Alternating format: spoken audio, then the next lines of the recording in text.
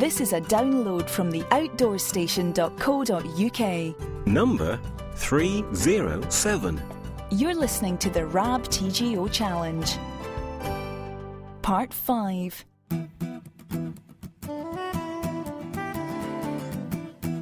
The 2010 event was blessed with incredibly fine weather as the 300 or so participants made their way during the month of May from the west to the east coast of Scotland. For those not familiar with this event, it is one which is totally unique, in that it isn't a race or a competition. Its sole objective is the same now as it was over 30 years ago when it first started, to foster good fellowship amongst walkers within the framework of a challenging 200-mile expedition.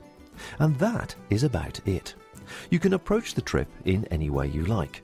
There are those who carry everything and travel through remote high areas, not meeting others at all, and walkers who use local bed and breakfasts and hostels and keep to well-trodden, easy paths.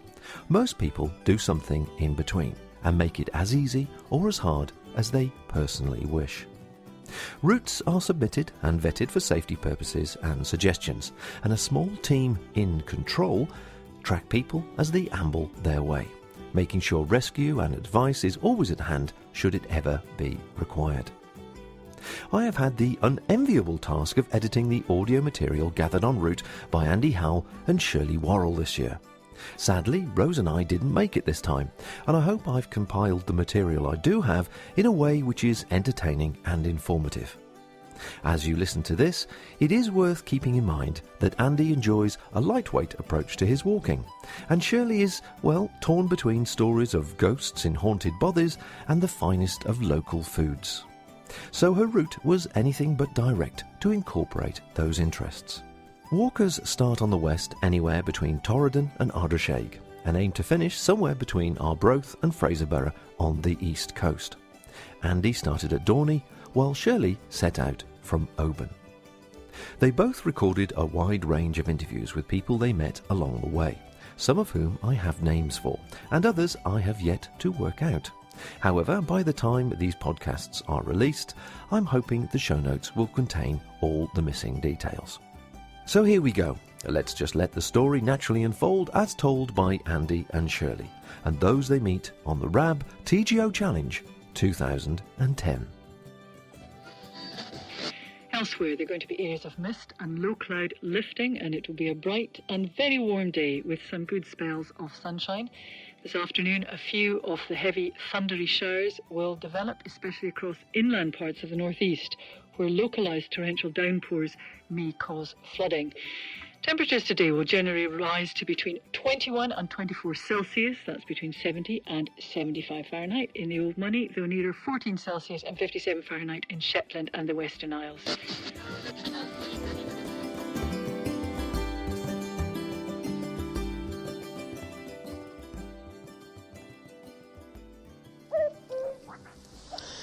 Good morning, everybody. It's 7:30 and I'm back in Ryvoan Bothy.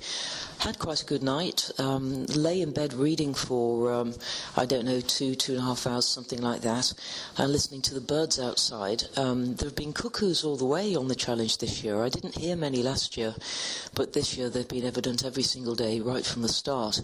And as I was reading in the tent, in the, 7 o'clock, 8 o'clock, that kind of time, I could hear one coming closer until all of a sudden it was clear that it was very close indeed. And I've only really heard them give a couple of cries, or 2 or 3 cries, and then a pause, and then they go on. But this one cried continuously, or called continuously, for over 2 minutes. I recorded a little bit on the cunning device. And then after that, I crept out of the tent very quietly, hoping that I might be able to get a photograph of it, because it seemed clear to me that it was sitting on the bothy somewhere, and my tent is only about 12 feet from the bothy.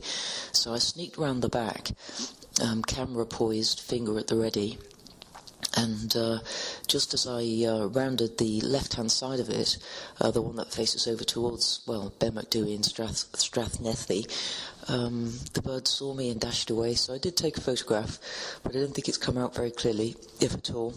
Anyway, I'm quite sure I've never been that close to a cuckoo. in addition to that, later on, I heard grouse making that peculiar noise that they make. Sounds a bit like a sheep on a low battery. I first heard it at Ryvoan Bothy, but I was reliably informed by Bill on that occasion that it is a grouse, and I assume it's the grouse lecking, since I've heard that grouse do lots of lecking around Ryvoan Bothy, apparently so enthusiastically at times that they've managed to disturb people's sleep. They didn't disturb me at all, though. They weren't particularly loud, so maybe they're sort of early in the lecking season.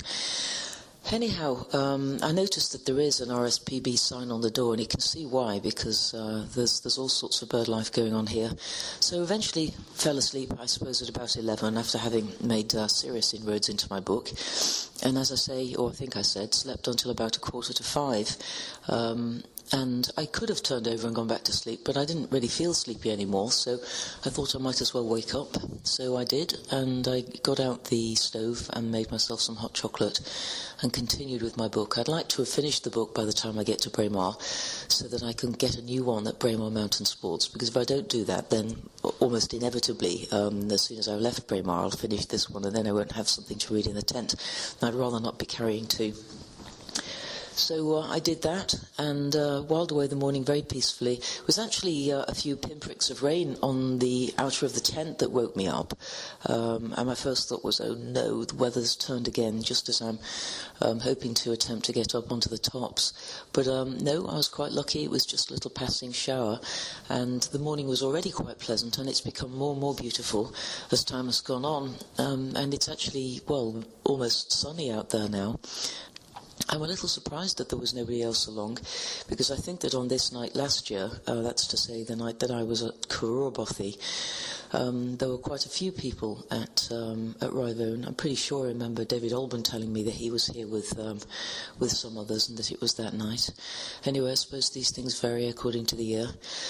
So I've been looking on the map, and I think that my plan remains to walk up the Strathnethy, can hardly say that, and get up to Loch Arn, and then turn right along the southern edge of Loch Arn, round it at the top, somewhere near the Shelter Stone, which I haven't seen, but which is shown on the map, and then head up the side steeply towards Loch Etchican. And from there, assuming that the weather is still good, I think, well, if the weather's perfect, I'll take my pack, because I'd love to sleep on Ben Macdui. But if, as seems likely, Loch Etchican or the Hutchinson Memorial Hut seem to be a more attractive option, then I suppose I'll leave my pack there and make my way up to the top. The door's creaking just now. I wondered whether somebody was coming in, but they're not, so I'll assume that that's wind and not a ghost. All right, so can't really think of anything else to say. I've run short, I think I mentioned yesterday, on lunch supplies. That was a bit of an oversight. I should have stocked up on something when I got to Dalwhinnie, but I just completely forgot about it. So I've got a bit of gorp, basically, in a bag. I've just had a couple of handfuls for breakfast, but that was fine, because I don't normally eat any breakfast at all. And I'll have some of that for lunch, and as long as my gas holds out, I'll have some more of the Thai curry for dinner. That beef stew last night was absolutely delicious. I'm really pleased with it, but I don't look forward to the prospect of eating more Thai curry with quite so much enthusiasm. And it looks from a scan at the map as though the journey tomorrow from, let's assume I stay at Loch Etchican, down to Braemar should take no more or no longer, perhaps a little less time than the journey from Caburn Bothy took to Braemar when I camped at Caburn Bothy last year. So I suppose that if I press on, well, I can't remember how long it took now. Was it about 3 hours, or possibly it was 4? Anyway, it seems that it should be possible to get there without too much effort by late morning, thus leaving myself plenty of time to go into the cafe and have egg and chips, my favoured breakfast, and a big mug of tea, and then go and book in at the bunkhouse. I'm at Rucksacks, and collect my parcel, I hope, and then get some kind of parcel together to send home, and then it'll be over to the Fife Arms. In fact, that might come a little bit sooner. That might come before Rucksacks. But I have a look in the Fife Arms, see who's there, and hopefully meet up with some old friends. All right, well, enough waffling from me for now. I hope that I will run into some other people during the course of the day. It's so beautiful this morning that I'm sure that unless the weather changes very significantly, there will be other people on top. So from me until I chat to you at some stage later during the morning, it's goodbye for now.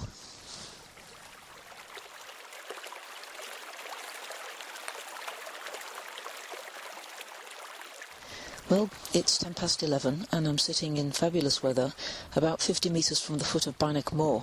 Having left Ryvoan Bothy this morning just after 9 o'clock, I walked up to the footbridge near the site of the former Bynack stables and meant to take the path that leads, the Strathnethy path. But although I looked for it, I didn't see it. I thought I'd taken it, but in fact I accidentally took the path that leads round the east side of Bynack More towards the Fords of Arn, and I realised I'd gone wrong part of the way up when a couple of cyclists came up behind. And I checked the position with them, and that's what they said. Anyway, they were good enough to say that they hadn't been able to see it on the ground either, and neither, in fact, had Ron Reynolds, who I saw a little further up the path. So anyway, I thought, well, not to worry. I was actually relieved to have made the mistake because this is such a beautiful path. The other one was right down in the, right down next to the river, and it would have been very boggy, and I wouldn't have been getting the fantastic scenery. So I was happy enough to take it, but then it seems I made a second glitch when I took a path that's led me to the foot of Bynack More rather than taking the path that skirts around the edge of it. So anyway, not to worry. I know where I am.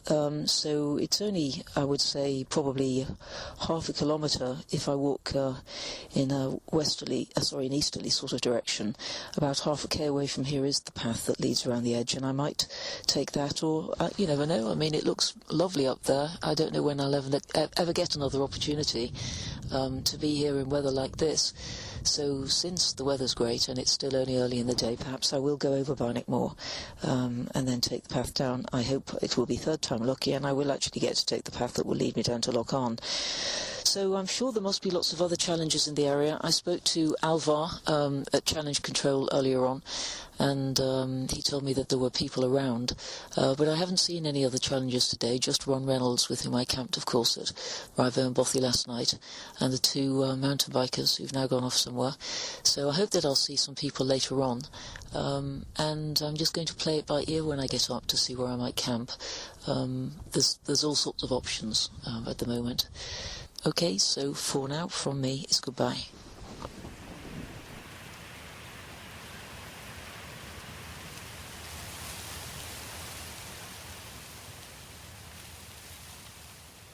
Well, good evening, listeners. Here I am in the Hutchinson Memorial Hut, thank goodness. When I last recorded something, I was on my way from Loch Arn up to Loch Etchichan, and it was the most frightening experience I've ever had on the challenge, with the lightning and the thunder and the hailstones, the constant hailstones, and then the navigational challenges, and standing at Loch Arn thinking, please God, don't let me take the wrong path down. I checked it with every conceivable navigational aid that I had, and happily managed to get the right one, and I did get down to the hut, and as I got here it all looked sort of quiet and empty, and I was a bit sorry about that because I'd hoped that there would be somebody here. But by a miracle almost, Caburn was here, which was marvellous, and we've been sitting here drinking tea, and we've both eaten. Anyway, Caburn has agreed to say a few words for the benefit of those who are listening, so good evening, Caburn. Hello. Yes, it hasn't all been such a bad day today, actually. I've had a lovely day walking in the snow all day. Go on, then, tell us all about it. It's camped down in Larry Grew in the middle bit, and then I walked up Lurcher's Crag to Cairngorm. Went down to the Ptarmigan Inn, had a nice meal and a beer, back up to Cairngorm, and then across the snowfield to Benmacdui. Just tell us about the meal you had at the Ptarmigan Inn. Macaroni, cheese and chips and tea and carrot cake and more tea and a big chocolate biscuit thing and a beer. Fantastic. I was really, horrified really to learn that there was a cafe up there and I hadn't known about it, because if I'd known that that was there, then I would definitely have taken a different route. Anyway, to continue with Caburn's route. Yeah, it was about 4 or 5 miles across one big snowfield to Macdui, and it was lovely. It was a nice warm day, t-shirts, no wind, and it's lovely snow that you can just walk through. Crunch, crunch, crunch all the way. And no sign of the big grey man then? I didn't see any big grey men. Okay. So after you got up to the top of Ben Macdui, what did you do then? Stopped for a bit and then came down to Loch Etchican and then went up to Derry Cairngorm over the boulder field, which is really hard work at the end of a hard day. And I was going to camp on beside Loch Etchican. But loch's all frozen over, snowfields mostly, and the bits that aren't snow were marsh, so I couldn't find anywhere. So I carried on down to Path to the Hutchinson Memorial Hut, and around that time the thunder was rolling and the rain was starting to come in, so I went to the hut and struggled a bit. I thought it was locked, couldn't open the damn thing, but eventually got in, sat down, had a cup of tea, and then after about 15-20 minutes suddenly there's this banging on the door, somebody else trying to get in, and his face at the window. So I know that face, that looks like Pea Wiglet. So I did decide to let her in. I could have pretended it was locked. Well, it's very kind of him to let me in. I think there would have been big trouble if he hadn't. So where were you then when the rain actually started, and for how long was it raining and hailing and stuff before you came down? I didn't really get much of the heavy rain. It was just raining lightly as I came down, and it's only when I was in here having a nice cup of tea when this wet face appeared at the door and the rain was lashing down. Yes, and it all got much worse almost the moment that I came in, didn't it? It was rolling in all the time, heavy, very heavy rain, very heavy hail, coming and going.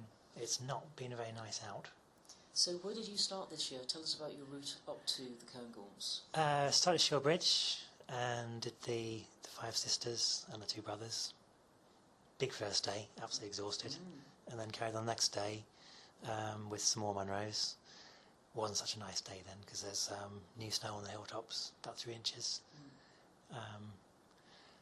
And I got lost in the whiteout and went the wrong way and came back down again. Well, that's an experience after my own heart. Well, after Shilbridge, where did you go after Shilbridge? So, yeah, along the tops, then down to Fort Augustus, and then over the monoliths, via the dam, to the Findorn Valley. Right. And then up and over the bogs again into Kincraig. Okay. And then Kincraig, up Fishy Bridge, over Braemar, and down to Larragrew, and then up to here today. Okay. And where are you planning to go from here? I was planning on doing the next couple of Munros, but I think I've had enough now. I'm tired. I want some flat ground, so I'm going to take an alternative route, I think. Okay. But you're not going to Braemar, are you? Nope. Tempting as it is, it's nice to have a different route, because once you're in Braemar, you're kind of a bit limited as where you go from there. Yes. So I'm kind of staying north of there and heading for Boyne, using a whole stretch that I haven't been to before. Right. And where are you planning to finish this year? A little place called Muckles. Right. And I'll do my usual thing, camping on the cliff tops, I hope, if I can find a nice pitch. Okay. So just tell me a little bit about the food that you're carrying with you in your pack, because you always have a nicer collection of food than anybody else, as far as I can tell. So what have you been living off this time round? At the moment, I've still got half a loaf of bread and some organic mature cheese and some Lurpak butter and Brownston pickle. I still have a round of white chocolate caramel slices. I've got Eccles cakes. I've got malt loaf. That's most of it. Fantastic. Sounds delicious. 5 days of it, which is very heavy, unfortunately. But I'm working my way through it. And what kind of fuel are you using? I'm on the Elmeth's burner. And which stove? It's the mini Trangia, lightweight one. Right. It doesn't perform very well in wind, Right. but out of the wind it's fine. It doesn't weigh much at all. All right. Well, listen, thank you very much indeed for telling us about your challenge so far. For those who haven't been to the Hutchinson Memorial Hut before, it's only a small room. There isn't a.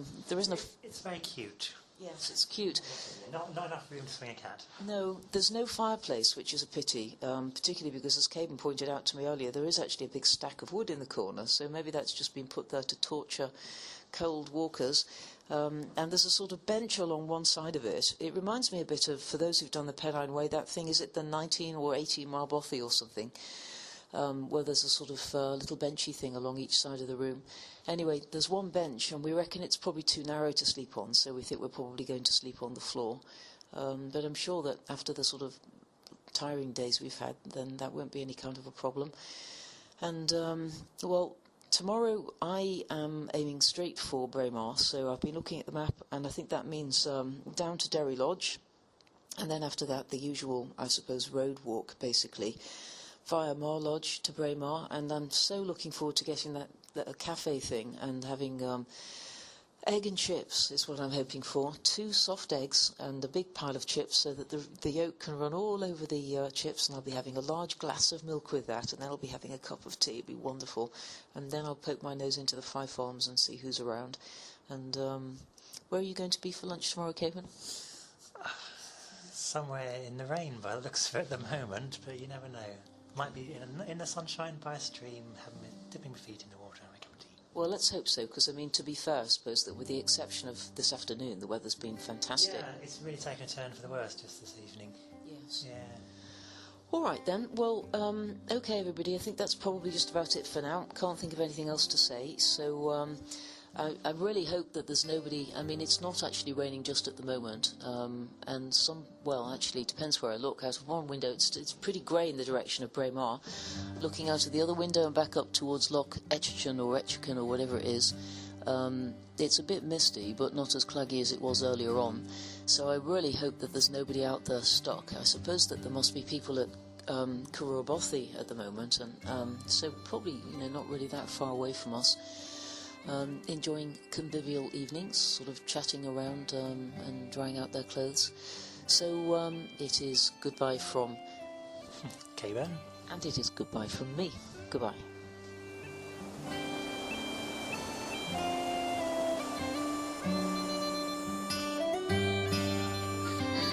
Well, it's looking pretty good. For the southern uplands and the southern and eastern highlands, a misty start with some patchy fog. This will soon clear, and a fine hazy day in prospect with some hot sunny periods. For the Cairngorms, Deeside, Strathspey and into eastern Sutherland, there is a risk of a few showers this afternoon. For Mull, Skye and northwestern coastal ranges around Torridon, rather cloudier than elsewhere, with some showery bursts of rain and coastal mist. Extensive hill fog will affect the Coolins and neighbouring coastal ranges. At Munro level, winds will be southwest 20 miles per hour to 30 miles per hour, but it'll be windier across the Coolins and the northwestern summits, with gusts of up to 40 miles an hour. Temperature at Munro level will be 14 Celsius.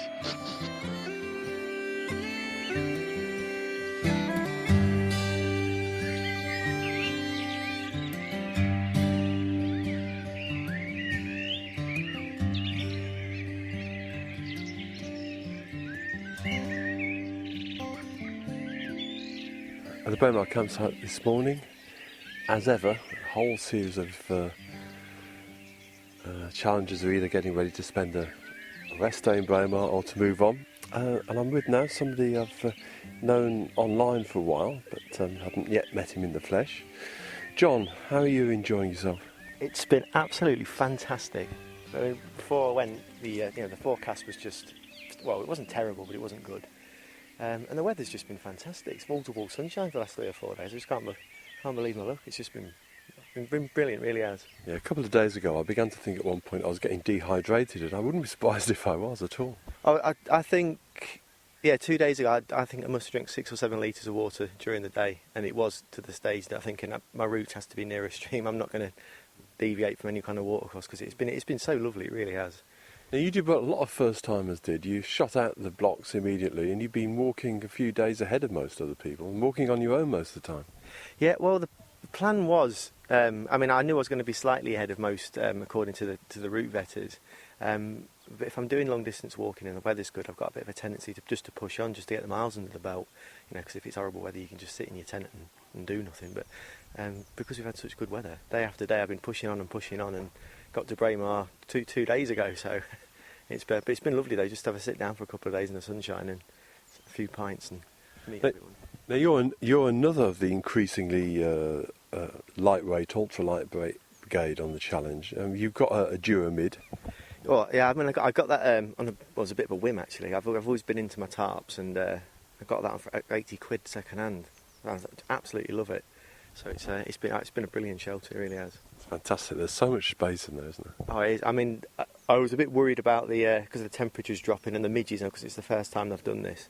So I made an inner big bivvy for it with a big bug net on, and again, I've not seen a single midge since I've started out. So it's been a bit overkill, but it's been. Oh, it is. They're cracking shelters. They really are. And Innovate boots and Go Light. Is that the Go Light jam? Yeah, it's the original jam from about 4 or 5 years ago. The lighter one, again, it's just again, when I started getting back into backpacking after having a break with kids, looking at all the lightweight stuff, thought it was a bit of a gimmick. Tried that on, and it's different. It's not like a rucksack that sits on you. You wear it because there's no padding at all. It's completely cloth. You just wear it like an item of clothing. It's quite warm to wear, but they're ultimately comfortable. Really, really are. Now, you're obviously at Braemar, so the end is in sight now. But one last big day of adventure, I think. Yeah, well, off to Jocks Road today, and it was looking at the maps and everything else. I'm off up there, 18 kilometres. It's a nice short day. Camping at the shelter just over the top. Should have absolutely cracking views down Glen Clover, and that's it. That's my last big, not biggie day, but it's my last hilly day, I think. And after that, it's going to be social camping from here on in, I think. Okay, and are you hanging around at Montrose, or are you going straight back? I finish on Wednesday, I think. I'm going to hang around on Montrose just to see who comes in, and I might go off around Scotland and see some friends as well, depending on when my train ticket is and everything else. So well, we might catch up with you again in Montrose. Anyway, have a great day, John, and enjoy that camp. Although it's going to be a bit high and exposed, mind you, in this weather, I don't think you need to worry too much. No, I think I should be all right. Cheers, Andy. Thanks a lot. And the TGO Challenge is rightfully proud of the number of international visitors it gets, whose numbers seem to be increasing every year. And this year, I'm privileged to speak to Henry Shires, who not only is a walker from the United States, but one of the small band of specialist producers whose lightweight gear is revolutionising the way many of us walk. Henry, welcome to the Outdoor Station. Thank you. It's nice to be here. It's a beautiful day this afternoon, I must say. Yeah, it's fantastic. Now, you've been to Britain before, but not walked in Scotland. No, not walked in Scotland. We were just, before we went on air just now, we were talking about how I walked across northern England on the coast-to-coast route a few years back. So it's somewhat similar, but this is more dramatic country, certainly, than that walk. Yeah, and you started from Strathcowan, which is a nice start. Yeah, it was very, very, very pleasant. The first few days out were a little cold and damp. It was a nice introduction to Scotland, and then it's turned, more California-like, really, more like where I'm from. So. Yeah, you'll have to come back again because this is almost too good to be true. Braemar looks like a kind of Mediterranean hillside village at the moment. So, what have been the highlight standouts for you as you walked across? Well, probably my highlight day was yesterday when I walked over the summit of Ben. Help me out here. Ben Macdui. Yeah, that was a highlight walk. That's a nice alpine walk, and a lot of snow and good views, and that was really a beautiful walk yesterday, I thought. Okay, and not long to go now to the end. But it almost feels sometimes the TGO Challenge that 2 weeks you're just really getting into stride when it finishes. Scotland needs to be stretched a bit, I think. Yeah. Well, where I come from in the U.S., we have some very long distance hikes. And I was privileged to walk from Mexico to Canada a few years back. And that was about a 4.5 month walk. But I know what you're saying is you sort of get into that groove, and in a walk like this 2 weeks, you're just sort of getting to the point where you could just keep going, and then it's going to end.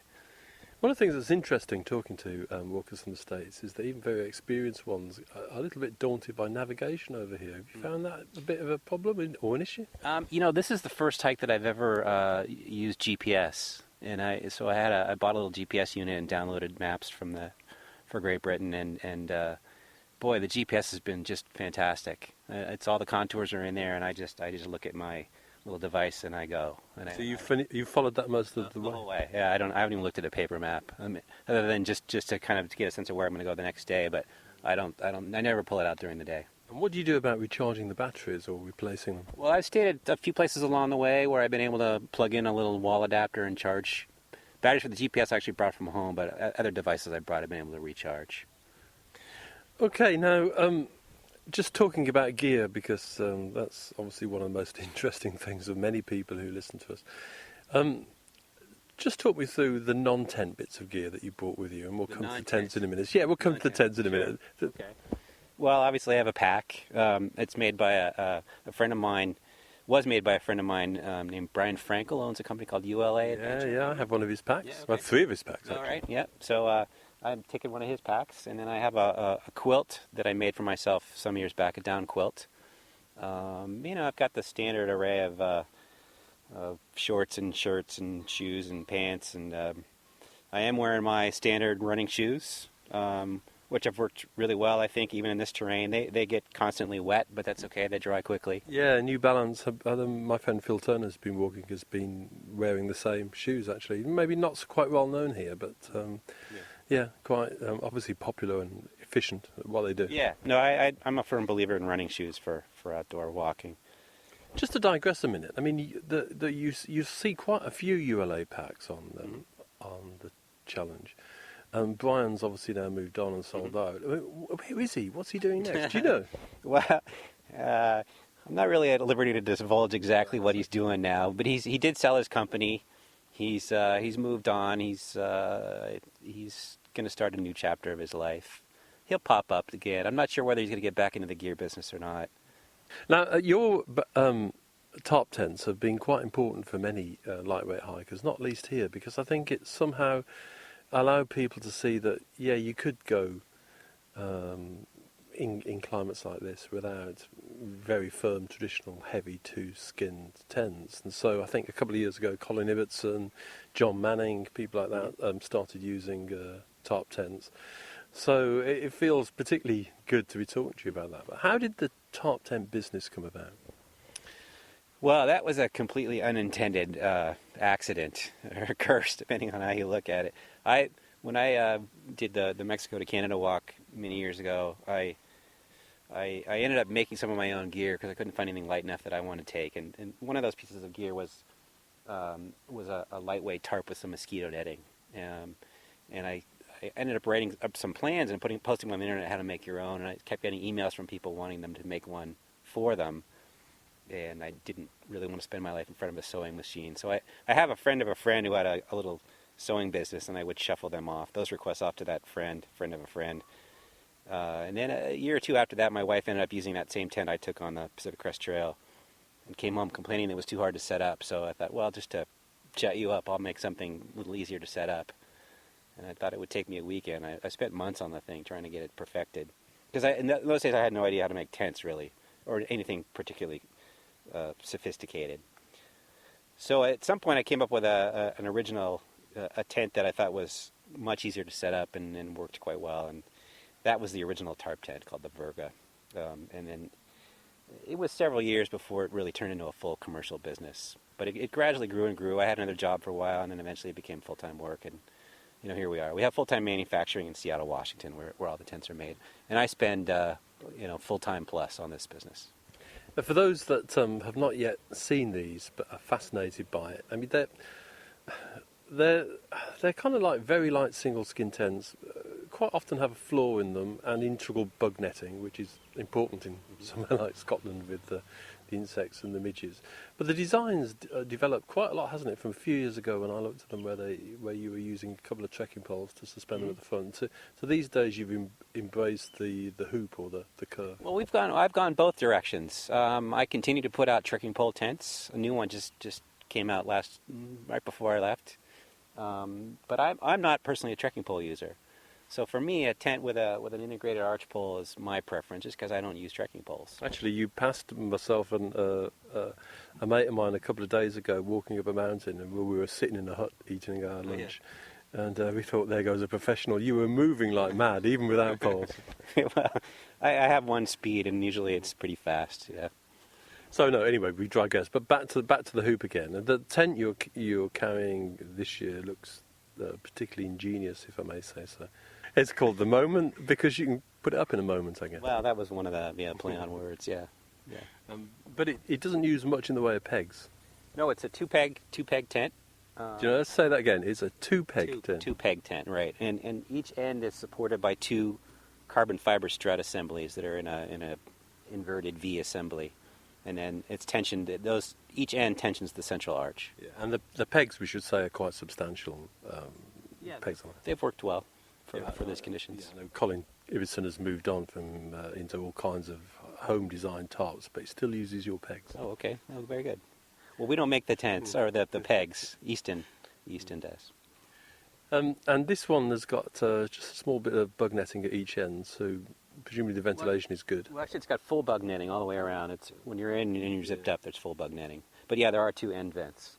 And there's a storm flap at the end of that. I rolled it back. Yeah, good. So the company goes from strength to strength, and lots of new ideas, or it's going to keep evolving? I think so. I mean, I spend more hours thinking about tents than anyone should. I will say that. Eventually something pops out. There's a few people like that, like that around here. Well, you're obviously having a great time on the challenge, and as we said earlier, the weather here is absolutely fabulous. It's been great. Yeah, it's been really a lot of fun. Sit in the campsite in Braemar, it's marvellous. So I'll leave you to go and enjoy the rest of your evening. Right. Thank you very much. Thank you, Henry, and good luck with business for the forthcoming future. Thank you. Appreciate it.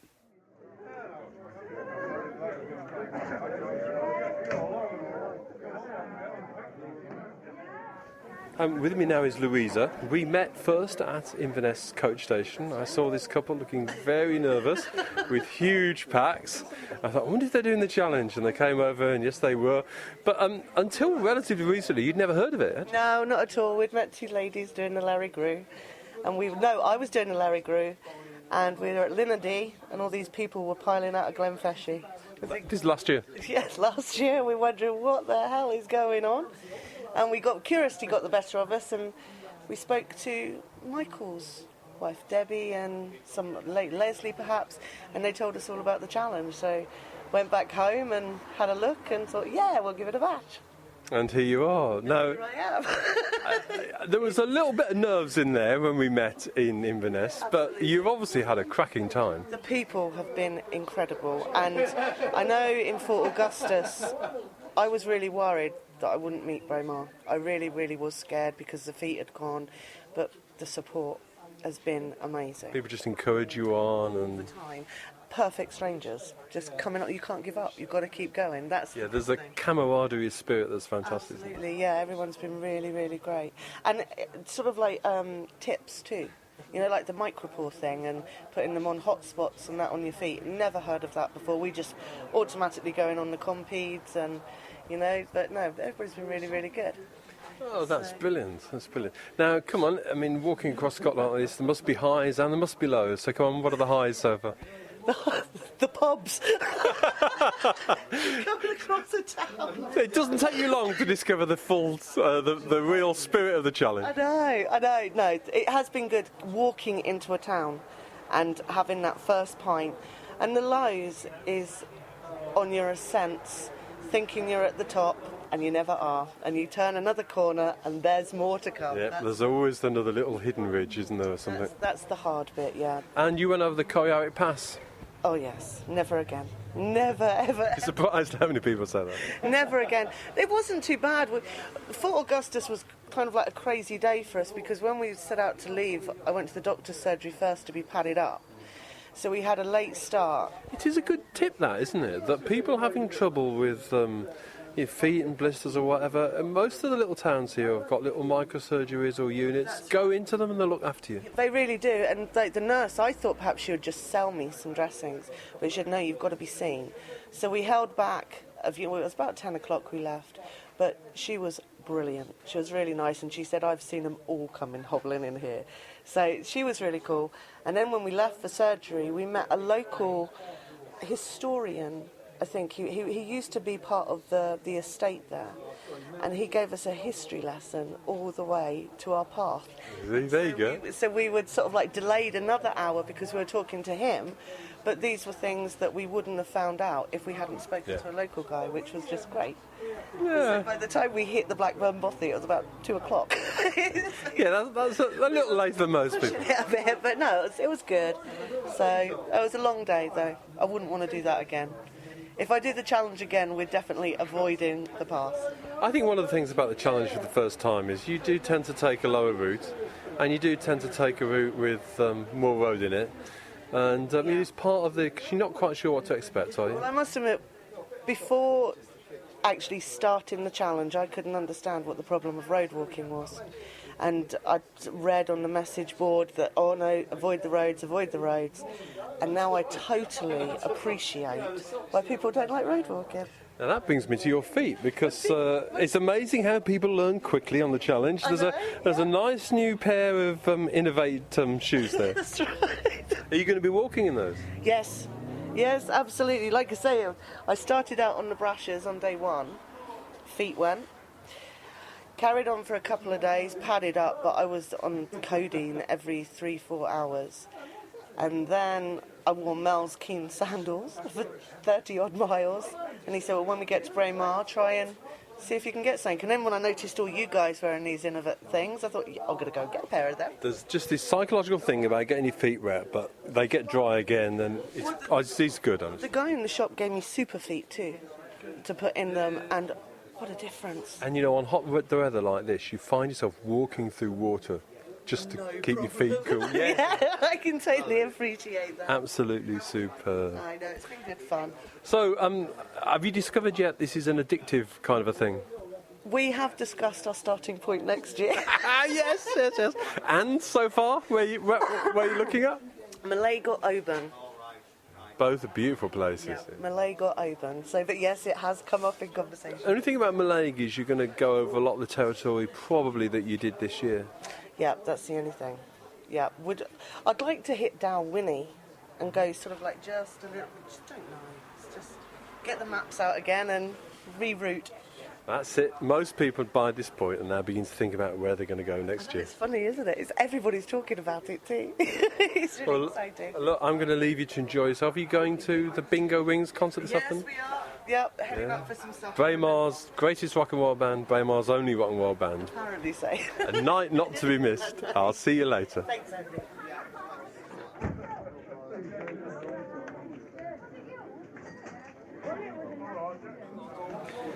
In the Fife Arms, you meet all of these interesting people you never met before, and I've got Mike Firkins with me, who is from Adelaide, Australia.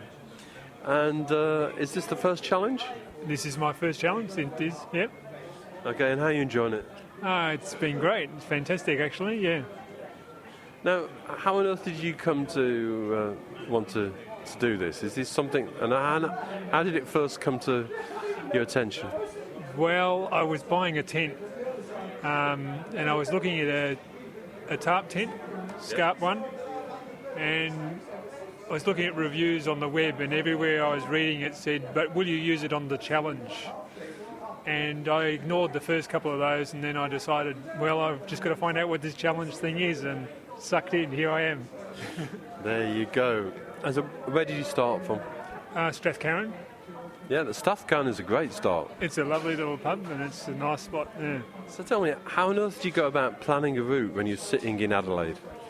Well, I bought a whole heap of paper maps, and I had a good look at the maps, and I did a bit of cheating on the web, saw where people had been, and then I planned it out using Where's the Path, a website that compares the Ordnance Survey maps with Google satellite images, and then I used Grow Route to do the final planning, and I've got a sat map, and I'll put the stuff on the sat map. Yeah, it's worked out really well. So, I mean, often we joke here that the planning of the challenge is far harder than actually walking it, but it sounds quite an elaborate procedure. That it must have taken quite a long time. Yeah, I was exhausted by the time I got to Braemar and the planning, so it's very hard not knowing the country. So. Yeah, I mean, one of the reasons I started doing it was I realised I hadn't done enough walking in Scotland, and I thought, well, if I do this, I walk through 5 or 6 distinct regions and get a feel for it. So, but you've got a whole new country to come to terms with. So, how did you pick your kit? Well, I sort of basically went on people's advice, largely on the message board. So, if I'd normally in Australia, I'd use, I'd use layering. But there's so much positive stuff. I bought some Paramo, and that's been really great, but a bit hot. Yeah, it's not. To be fair, it's not usually as hot as this. No. And training in Adelaide, I was doing training, and I was hoping for it to cool down, and of course it's this temperature. So it's been interesting. I'm sure it'll be a lot harder for me if it was really cold, but it hasn't been, so it's been good. Packs, shelters? I'm using the scarp that I was researching at the start. Pack, I'm using a Gossamer Gear, what do they call that? Mariposa Plus. It's been great. Yeah. Henry Shires, of course, who makes the scarp, is on the challenge. Have you bumped into him yet? Yeah, several times actually. He's next to me in the campground. Yeah.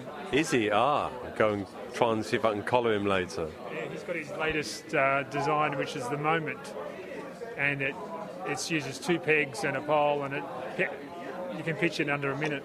It's amazing. Now, walking all that way, because I reckon by the time you get to Braemar, it's kind of on the way home now, but what are the outstanding moments of the experience for you so far? First day, I think the first day was great because it confirmed to me that the walking I've done in Tasmania and around the place was actually appropriate for the type of country I was in. It was great to see heather, and I've done a lot of heather stomping, so yeah, I think... you need to have done a bit of heather stomping. Yeah, no, it was great. And also passing over bog and stuff, and it not being boggy was a great thing for me, because that's, demoralising, really. Yeah, it's a bit of a cheat, really. Okay, and where are you going from Braemar? From Braemar, I'm going up Loch Nagar, staying at Glasshouse Shield. Then I've got a night at the B&B House of Mark. Oh, no. People say the House of... Shirley, sorry, you've stayed at House of Mark, haven't you? I have stayed at House of Mark. Well, in the past it was, I think, it's in different hands now. It was owned by B. Rawlinson. Supposed to be a yes. Oh, sorry, yes, okay. But I remember you just saying the food was stunning. Food was absolutely fantastic when it was owned by B. Rawlinson. And it may still be, but she was a real fantastic cook. I mean, it was amazing. It was worth crossing Scotland just to go to the House of Mark. A culinary experience. You've got that to look forward to? Yeah, it should be good, yeah. And then from there I go down to Taffside, up to Mount Baddock and Charbothy and Federesso Forest to Stonehaven, to Donatar Castle. And Montrose on Thursday, presumably?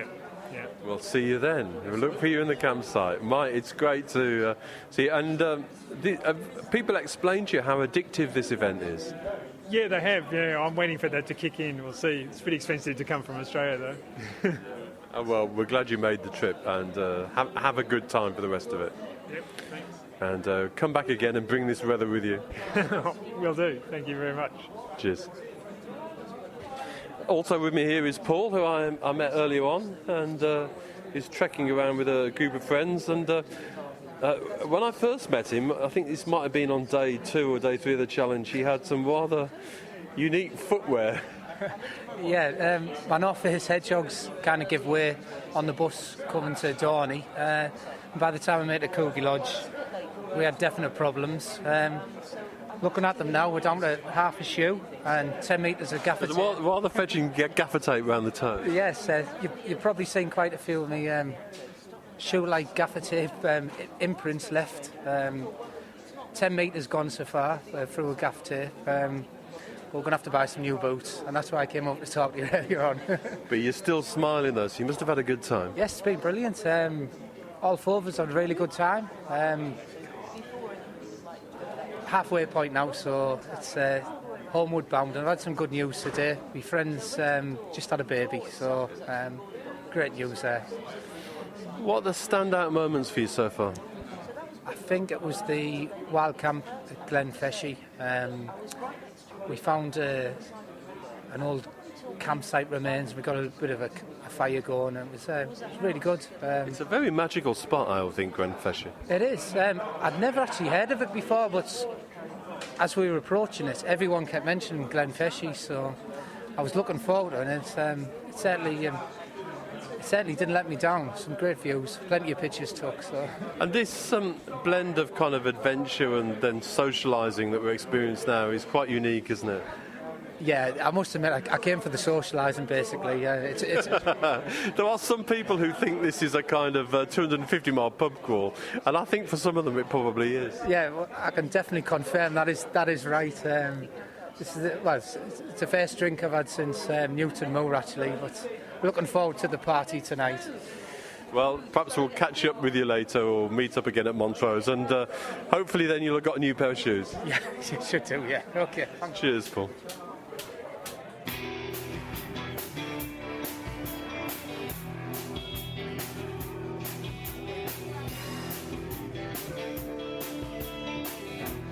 Braemar deserves a big thanks for their warm welcome and free party night they've started in recent years for the challengers.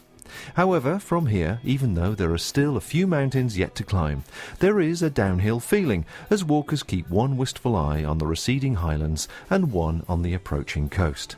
To prolong some of the pleasures, there are those who head straight for Callata Lodge. Others just want to head back into the hills to cherish the last few days before they get sand between their toes and the challenge is over for another year. A more detailed account of their crossing with pictures and kit lists, etc. can be found on their blogs. Andy's is andyhowell.info. Shirley's is pwiglet.com. Plus, of course, the website dedicated to the event itself, tgochallenge.co.uk. Join us next time as the journey across Scotland continues on the TGO Challenge.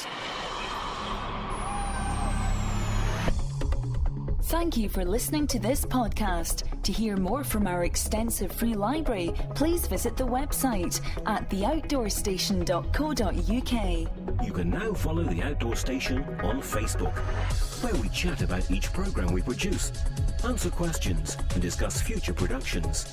Why not join us there? This podcast is produced and hosted by theoutdoorstation.co.uk.